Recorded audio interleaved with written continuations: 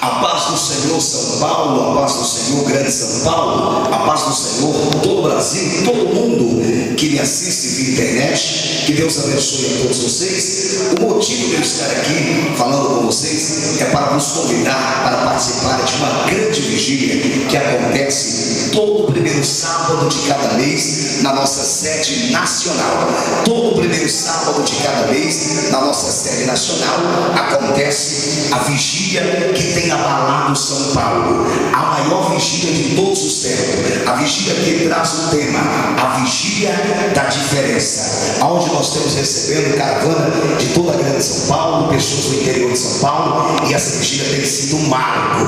E você que me assiste via internet, através da TV Web, eu quero que você venha estar conosco todo o primeiro sábado de cada mês, na Avenida Iervante Quissagiquian, 3408, em Vila Missionária, na zona sul de São Paulo. Eu mesmo, apóstolo Genivaldo Rodrigues Bandeira, juntamente com toda a minha equipe de fé, estou presente todo o primeiro sábado de cada mês, profetizando em nome de Jesus na vida de todos. Você que nunca participou da vigília da diferença, venha reviver momentos apostólicos nesta grande vigília que tem impactado São Paulo. Avenida Iervante Quissagiquian, 3408, em Vila Missionária, na zona sul de São Paulo. Até lá, que Deus te abençoe.